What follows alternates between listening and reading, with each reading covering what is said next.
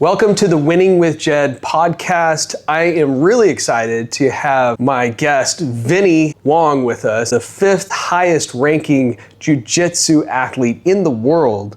And I feel like you've got an amazing story.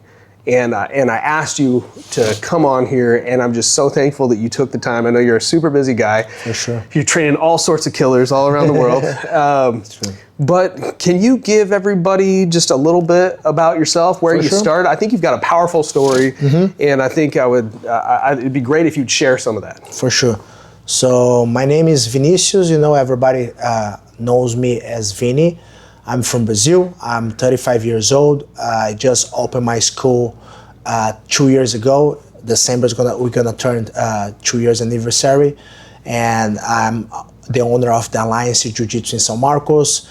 In San Diego County, we have like 7 locations, and Alliance is one of the biggest team in the world when you talk about Jiu-Jitsu. One of the most successful team in the history. Is a amazing community, you know. So we're doing very good. Start from scratch. Start from So zero. you were a complete startup, but and I know you're not bragging about it, but I'm going to brag about it. You were one of the top 2 fastest growing gyms in the world. Yes. Right? So, like for Alliance, yeah, right? Alliance now, they have around over 350 gyms around the world. And when you talk about the fastest growth, like they do, like they ask for all they check in the system as well, who got 100 students and have to tell the time. So we achieved the number of 100 students, and I think was less than 10 weeks. Just in San Diego, we have over 100 gyms over here. 100 gyms. And somehow, in 10 weeks, 100 new people decided to come to your gym and sign up under you as the head professor. And I think that says a lot. Now, talking about before you open the gym, and now I think it's funny. As soon as you're really successful, and people see that success, they all think that was so easy for you, right? No, not easy at all. My story with the martial arts started when I was only 3 years old. You know, my dad is a coral belt in karate, and my mom is black belt in karate. So I pretty much was born on the mat. You know, so my whole life I did martial arts.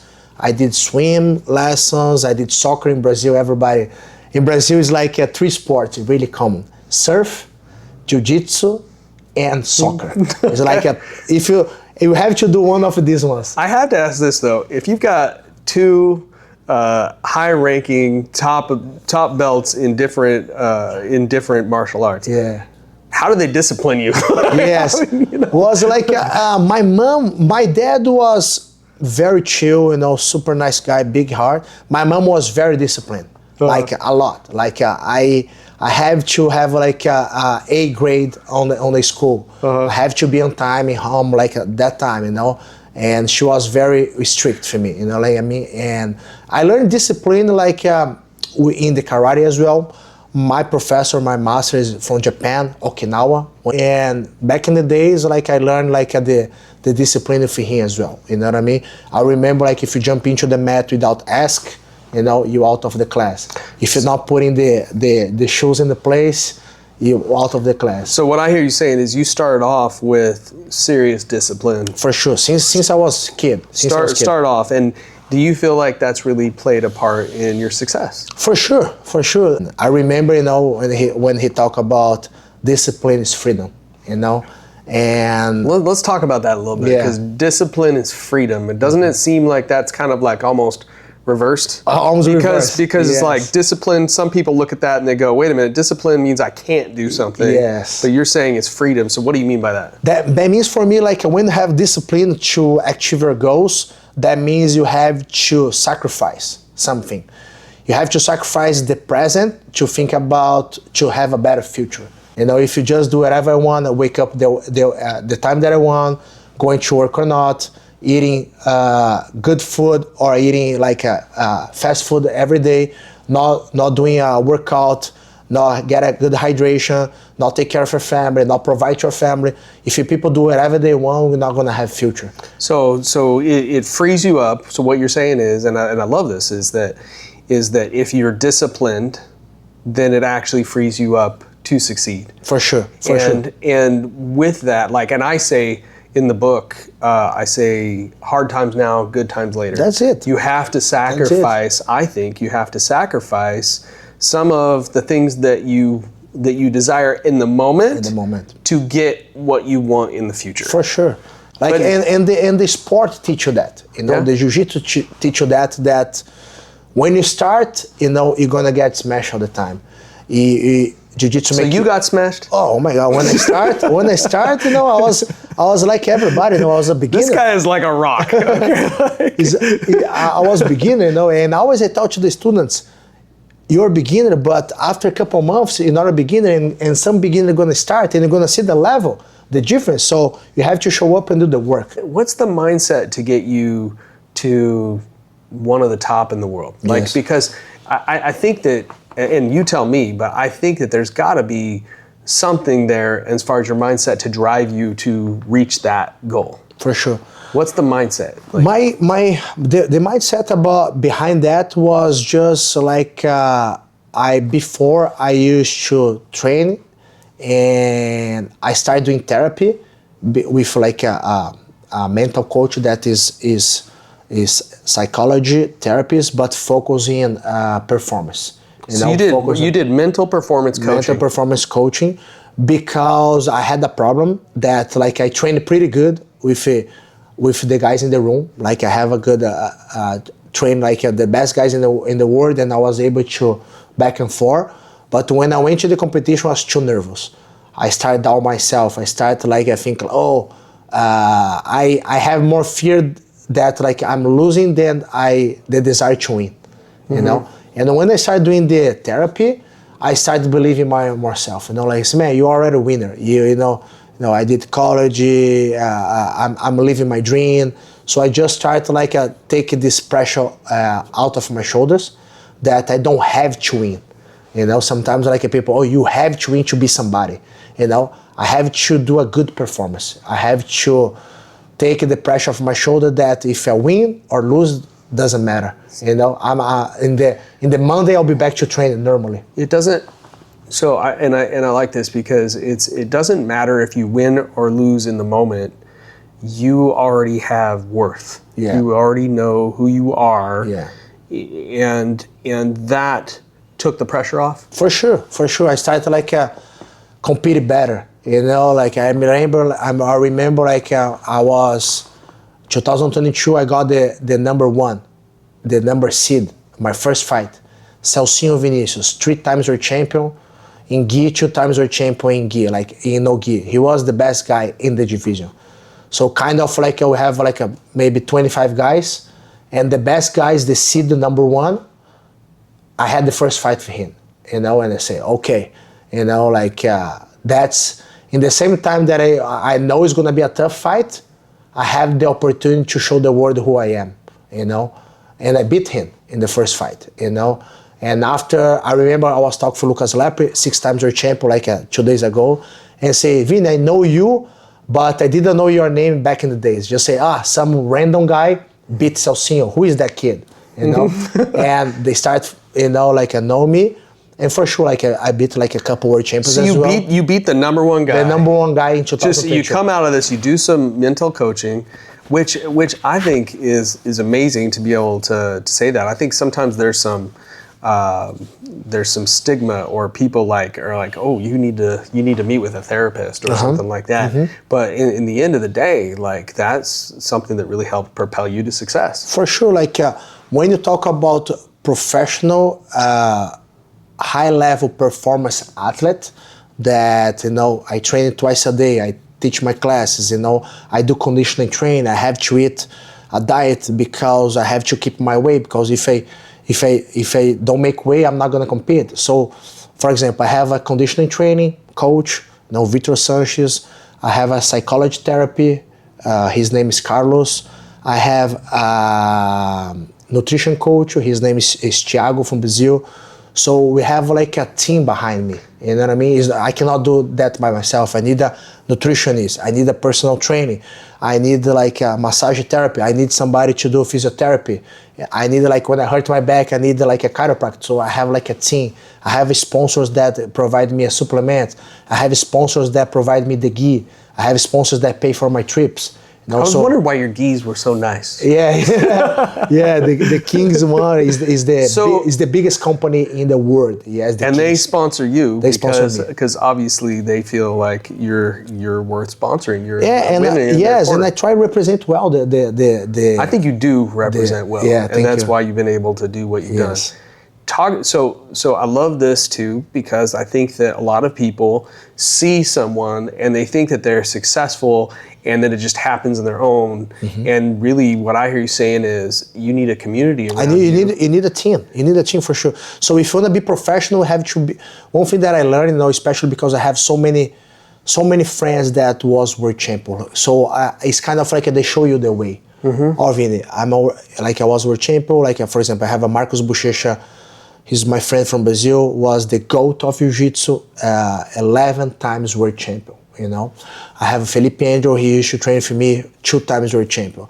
So these guys know the way, you know what I mean? So if you want to be a high-level performance athlete, you need a team. You cannot do it by yourself, you know, because you need like somebody that gonna take care of you and say, okay, I want the dream team. So if I want to be a world champion, if I want to be on the top 10 in the ranking, you know, if I want to be successful in business, you know, like I have my academy. So I have so many meetings with Fabio Gurgel. Fabio is the owner of the Alliance Association. So he's the head behind the Alliance. Why Alliance is the most decorated team in the world? Why Alliance is the most successful in the world? Have like somebody behind the head coach, the head guy. So I spend so many times like a mentorship with him. You know? I was gonna say, I mean, here's the thing, is that what I hear you really saying, and I talk about this, is finding mentors. For sure. Mentors in your life. Mm-hmm. And, you know, for you, it sounds like there's 2 things, and you tell me, but it sounds like you've got team members, people around you, and then you have mentors. For sure. What's the difference for you? The difference for me is like the mentors is somebody that they did what you want.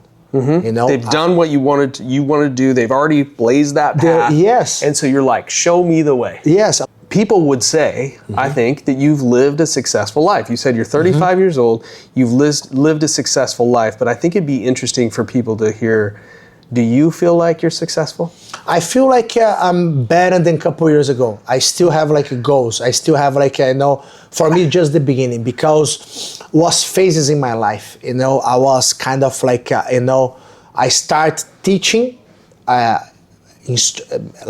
be part of like teaching somebody, helping my professor when I was purple belt. That means like it was 2012, 13, 14. I was just helping. Like back in the days, I say, one day I want to be a good coach. So I start just asking to my instructors that if I can help them, you know, like, and that's one thing that like sometimes when people talk about mentors and stuff, people network, you know, people like, they ask you something before serve. So I served for. I say, hey, professor, I'm here. I want to learn how I can teach. Can I be around? Can I help you during the kids class? Can I help you when you teach a private B? So what I hear you saying is, rather than going just to get something, you came with the intention to serve. And you actually ended up with a lot because you came to serve, not to come to get. That's it. Is that right? That was my mindset back in the days, that I say, I want to serve, I want to be useful, I want to be like, you can count on me. So I know that if I do that, I'm gonna have opportunity to teach one day.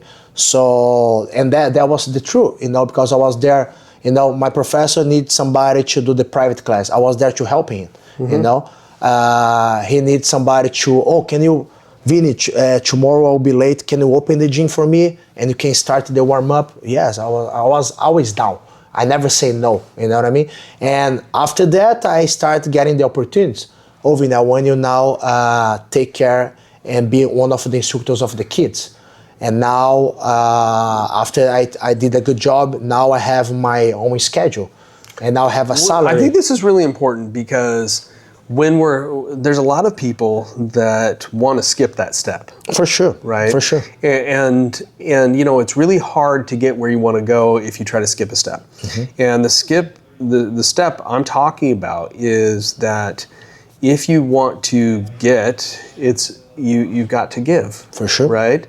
And some people say, well, I deserve this or I deserve that. That's and true. And you know what? That circumvents all of the good things that could have come out of that, right?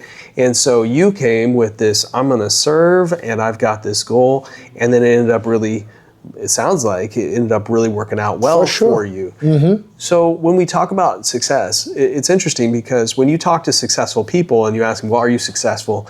And I heard you say this, is you're like, well, you know, I'm more successful than I was. You didn't say those. I'm better than I was a couple of years ago. But people on the outside look and they say, wow, what a successful person. And then you look at yourself and say, all right, well, I'm better than I was before, but I'm not where I want to be. For sure. Right? And we're constantly molding into who we want to be, right? Yeah, for sure. And jiu-jitsu teach you to be humble, you know what I mean? I think like I'm still young, you know, like I'm 35 years old. Just 2 years I started my business when I was 33, you know, really new to start like my own business, you know. I didn't know nothing.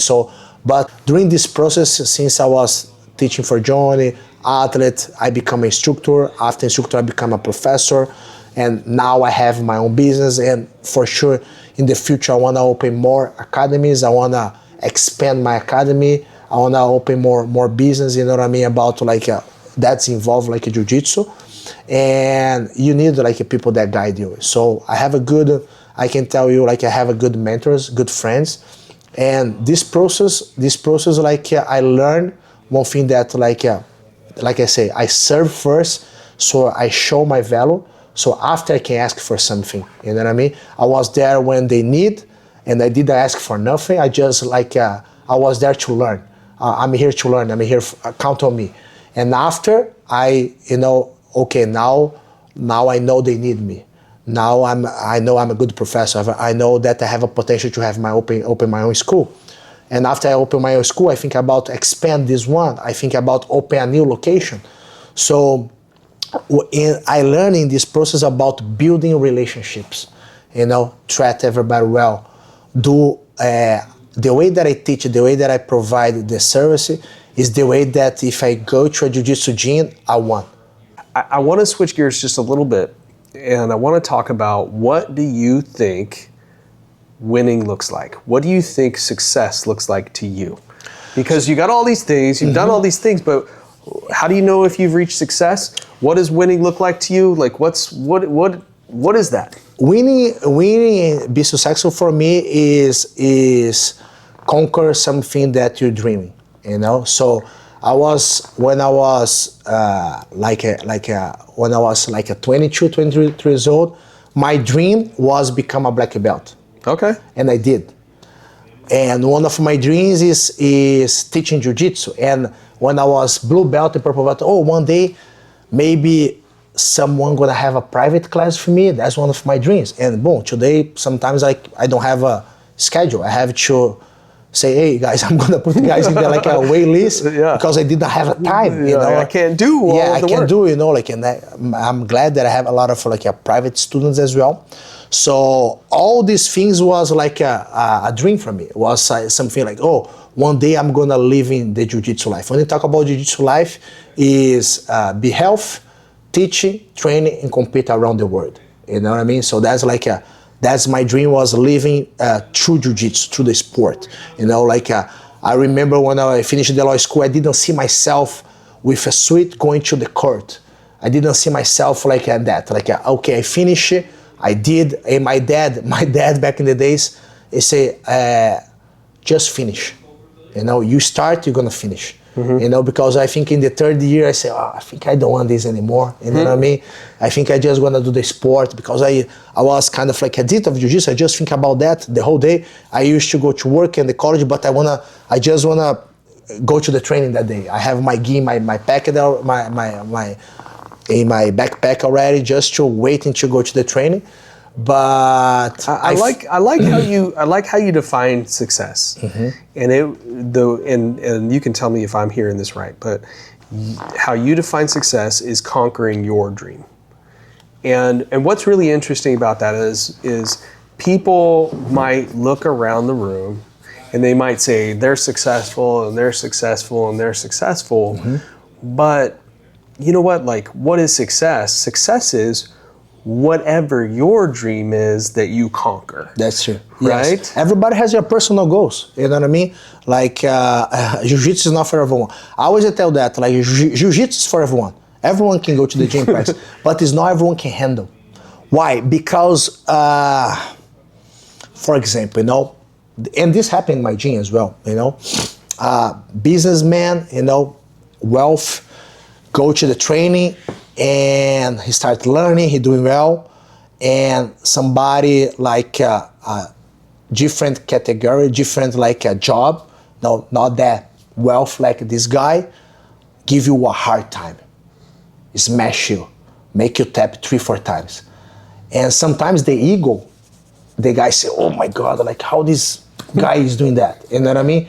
This ego, so jiu-jitsu teach you be humble. Jiu-jitsu teach So the biggest problem you have is people getting their ego crushed. Oh my God, so many times. Than actually tapping out when they say, please stop. You know? Yeah, so because they don't want to let it go. They don't want to tap for somebody, you know? Or they don't want, like, for example, big guys, I have like a guy, like a very nice guy, successful guy, power lifter, so strong. And sometimes he tap for a guy like halfway of him because the other guy has more experience, more technique. He know who can control somebody without hurt somebody.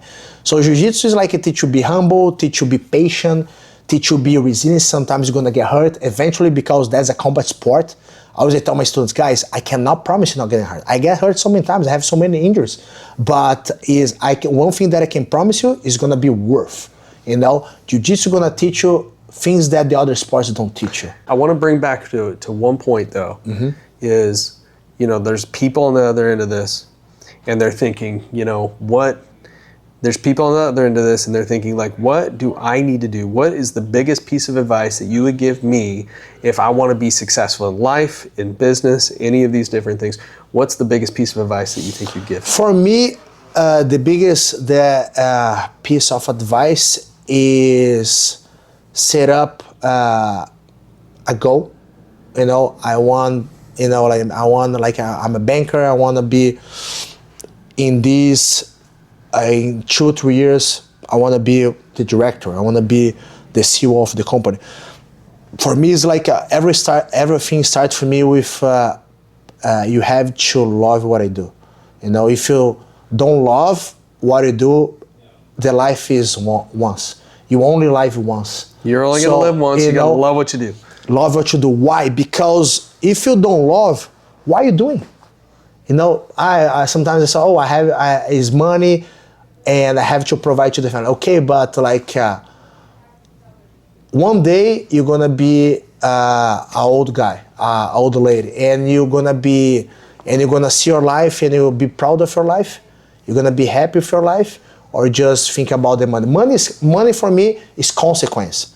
You know, doesn't matter the area that you want to work, banker, a lawyer, jiu-jitsu instructor, you know, a electrician, business, anything. Really, if you love what you do, I know I have a friend. He's a fireman, and he loves to be that. He loves to be a fireman, you know. And like you see in these eyes, when he talk about the stories about people that he saved, things that he did, like the house that was there, and he able to catch the dog that was, you know. Yeah, like you see the passion, you see the love. I think if I have to advise somebody is you only live once, so do what you love.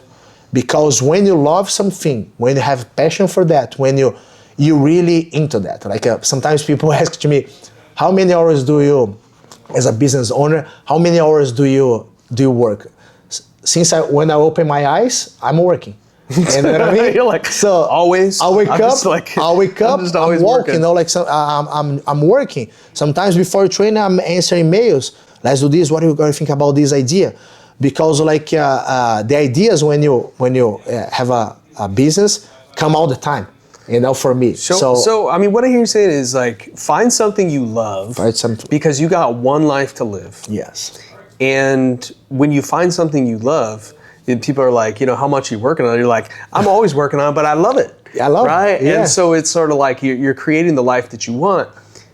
I want to highlight something though, because I think a lot of people want to do certain things that they love, but they're scared. They're scared. Yeah. Have you ever encountered that yourself? For sure. You're scared to take the next step? For sure. And then like, so, you know, what's an example of something you did, and then how did you overcome that fear? For sure. That's a good example. I actually did a video in my Instagram about that. Is when I was teaching at Alliance Miramar for 8 years. In my last year, I had the opportunity, I have 3 opportunities, you know. So 3 guys talked to me and they want to invest to open the gym for me. The first deal was not good, the second deal was not good for me, and the third deal was good. So, okay, I think that's a good deal for me, you know? So I have to tell the Alliance Miramar, my professor, that, I don't want to work here anymore because I want to open my own gym. So what happened?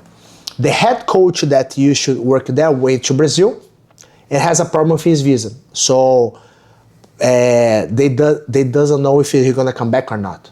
And that was kind of like his come or not. So when I decide to talk with the manager that I'm gonna give you 30 days, you know, because I'm gonna open my own gym, they become with an offer to be the head coach of the team. Not just the head coach of the Alliance Miramar, the head coach of all the other locations. So I used to be, I suppose, to be the head of all. This is a huge opportunity, huge right? opportunity. You're like, okay, you get this, you decide. Yeah. Hey, I'm gonna go open my own gym. That's scary in itself, right? Sure, because you don't know how many people you're gonna get. So much time. You're like, okay, this is a gamble, and then right at that same time, something huge, this huge opportunity opens up, and almost takes your takes your attention off of that. Yes, I used to make a good salary, nothing crazy, but I used to live well, pay my bills, able to go with my wife and hang out during the week to eat in some restaurant. I used to travel, to compete, to teach seminar. Was good, you know. Was like nothing like a crazy. So it was secure. Secure, you know what I mean. So when I have the opportunity to talk and I want to talk, okay, but Vini, but I have another offer for you. I say, oh, what? No, you want to be the head coach of the team? And I say, oh, you know, like that's huge. And it almost derails you. Yes, and almost like making me stop and think about be there in the comfort zone because I was there already. I was there 8 years. Okay, so how did you overcome that? Yes. Like, what was it? Like, why did you decide not to take that big opportunity and to go out on your own anyway? And just like to explain about like the money was triple that I was used to make. So it was. So not only is this huge opportunity, but you're going to make 3 times as much money. 3 times as much money. And I say, oh, but in the same time, I didn't have, like, I know some people ask, oh, can you give me a time to think? And I'm going to give the answer in a couple of days. Right there, I say, oh, I'm really appreciate the offer, but no. You know, I think so like... you just like, you didn't even take time to think about it. Yes, like, no. Because like I was there for 8 years and I say, you know when like you feel that like, okay, your time is over here. Like I need like, even I become the head coach, I don't think I can grow more than that. Mm-hmm. You know what I mean? In the same time that like my professor has the dream to open his own academy, his own business, I had the same dream to open my own business as well. So when that happened, I was 32 years old. I just kind of like, okay, I'm gonna keep going because I have the feeling that I'm gonna be successful. Why? Because I love what I do. And over there I was doing a good job already. And I think about, oh, I'm doing a good job over here, but I'm working for somebody. You know what I mean? Maybe I can be the head coach, that's gonna be great. But after that, like, what's the next step? you have to become a partner or you're gonna open your own academy. And I have the opportunity, you know, I was talking to Nikki and I say, okay, no, you know, I think this no change in my life. But it's gotta be one of those things where, did you come home to your wife and you're like, hey honey, by the way, you know, I got offered 3 times the amount of money on this salary, and you know that startup that we might be doing, like, you know, I told him no. Yeah. Like, no, for sure. Like my wife is supporting me, you know, since the beginning, and she knows already that I'll open my own stuff. And why? Because if you get successful or not, and you're gonna make like some mistakes in the process, because it was a new beginning for me. But I know that one thing that helped me, I don't have plan B. Yeah. You know? You're like, the plan B was making the plan A work. But see, this is where I think a lot of people, and I think, you know, if you're watching this and you're thinking like, what is it gonna take for me to be successful, is I hear a crystal clear vision. I know what I want, and nothing is going to get in the way. That's it. And you know what? There was a lot of temptations along the way. I think 3 times your salary. I think, you know, getting the status of being the for sure, head like coach, you know, it's gonna be like you're gonna be like a kind of an owner. You know what I mean? Having the status, all those things, but then you just say, no, I'm headed in this direction. Yeah. So I think that's huge, man. And I know that.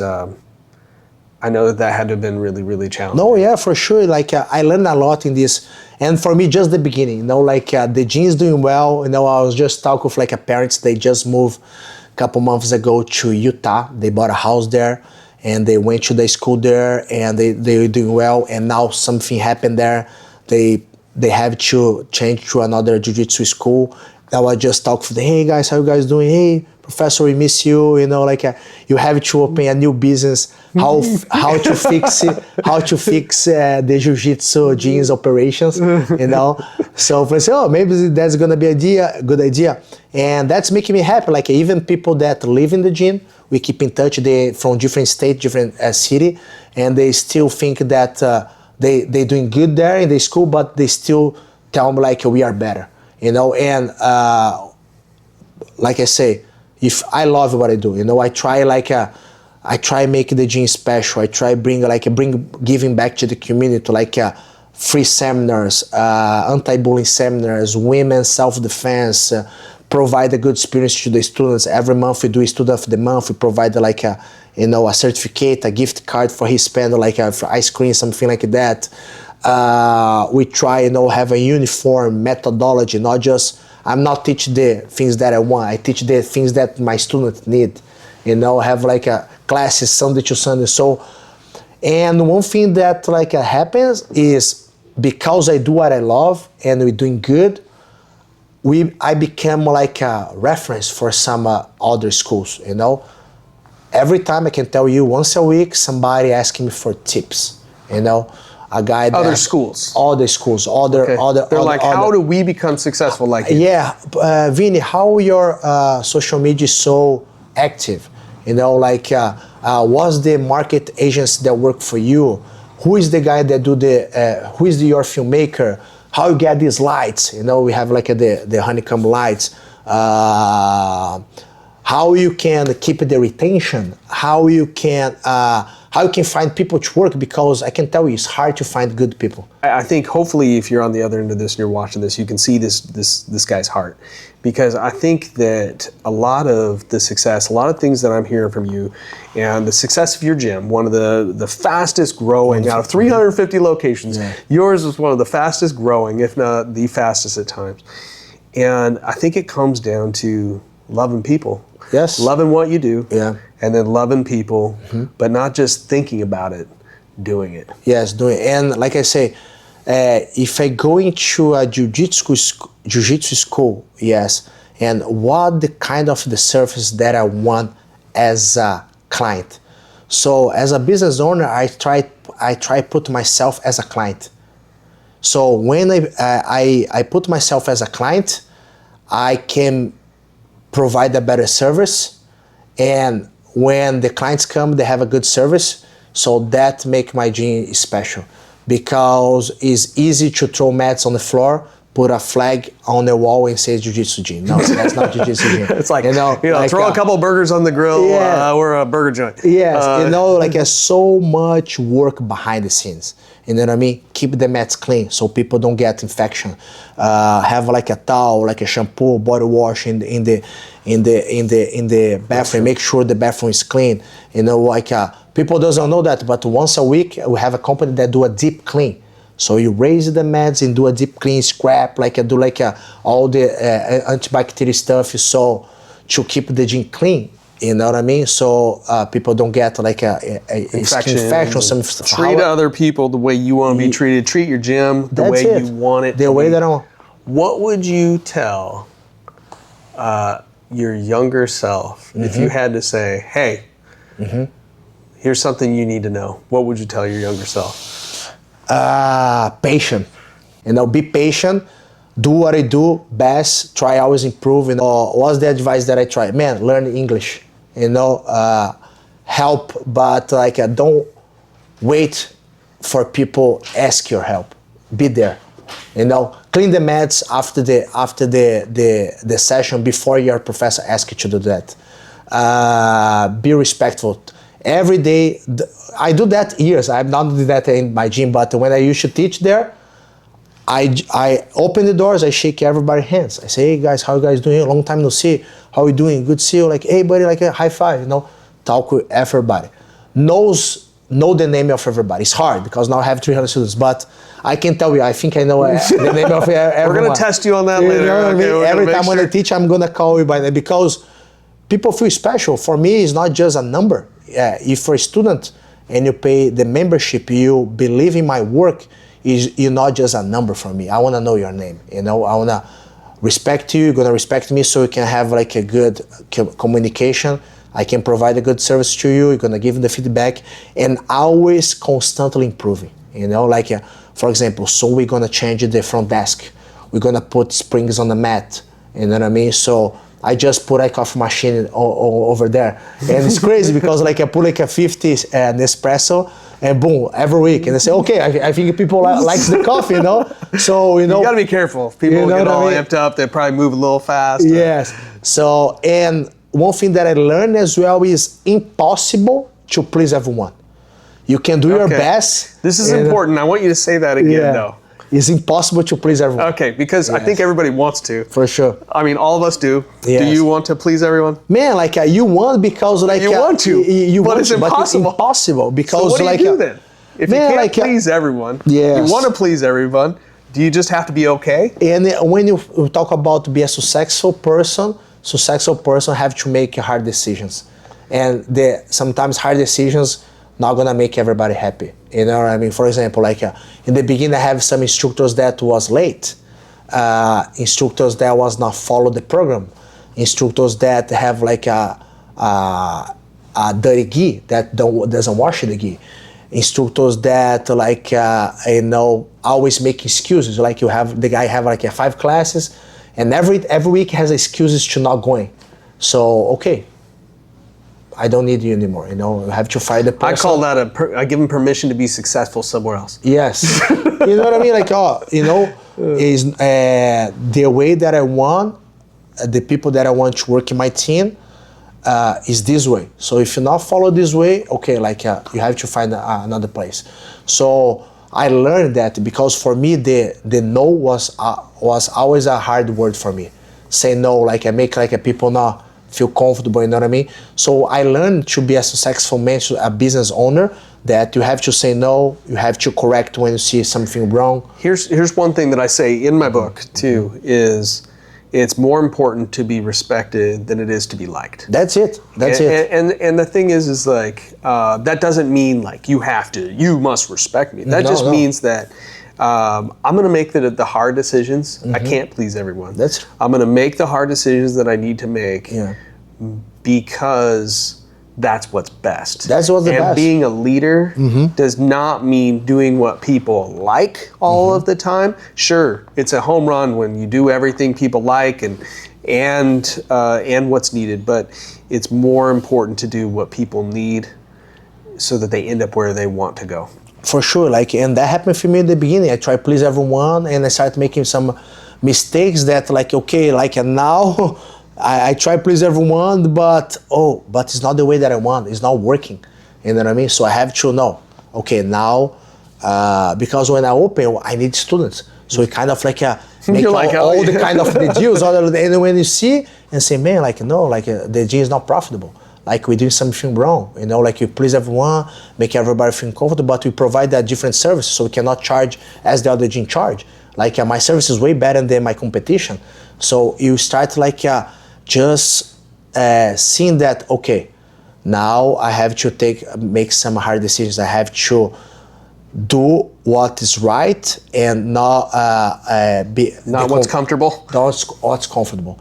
So when I learned that, like it was way better. You know, I'm able to take like a weight from my shoulders, because for me, one thing that's hard for me and I'm still learning is sometimes don't take some stuff personal. You know what I mean? Mm-hmm. Because like I know how much work I put, and sometimes like disagree or have like some complaints that I know that is not true. But it's hard for me to take personal, and now I learned a lot. I think you know what, and it's hard for people when they invest a lot to not take things personal.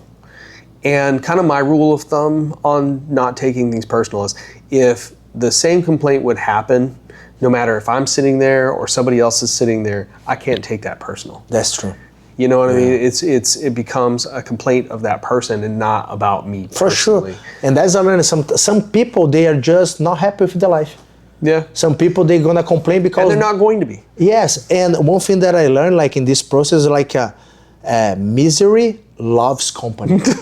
Yes. So when people it's so true too. Yeah. When people wanna complain, and you say, man, like, they look at the next person, they're like, do you want to complain with me? Like, they're yes, like, let's all be in misery together. When you talk to the other person, hey, no, I'll not complain. He just invited me to be close because he not say something, and the person was not courage to say in person that like he was complaining about something else. So you're not gonna make everybody happy. You're not gonna make everybody happy, that's okay. Even you do the best. So you gotta stay true to yourself, and you gotta do the things that you know are going to make you successful. That's true. And that's sometimes doing the hard things, doing the hard work. Is there any last thing? We're out of time here. Is there any last thing? So first of all, thank you for taking the time here. I know you said Fridays. This is a Friday, and I know Fridays are your days for yourself. So thank you for taking that, doing that with me. It was my pleasure. Is there anything that you want to leave people with? No, just like if I can give like advice, I say that before. You only live once. You only live once, so make this life extraordinary. Because like maybe when you be 60, 70 and you have to watch in the past and see, okay, I live the life that I want, or you live the life that you supposed to live and you regret. You know what I mean? Sometimes like I see that like when you become like old and you see, oh, I wish I can do this. I wish I came back in the day. So many times you see people that I wish I came back in time and changed this thing. Don't live with regrets. Yeah, don't live with regrets. I almost think people should shut up and win. Yeah, shut up and win. You know what I mean? Do what you love because you won't live once. I think that's the message that I want to share, because to have the things that I have now, to live the life that I live in my dream. I can tell you like teaching and training jiu-jitsu for the rest of my life. And for sure, when you talk about business, I want to open more academies. I want to expand my location, make my academy better, and change people's life through jiu-jitsu. I see so many people losing weight, so many kids get more confident, so many women get more confident that if they are alone, they know how to defend themselves. So all these things matters more for me than medals. If I change somebody's lives through jiu-jitsu, I think that's the mission. That's my mission. Well, I think you do a great job with it. Thank you so much for being here, man. Yes. And I just really appreciate you. Appreciate you coming. Thank you.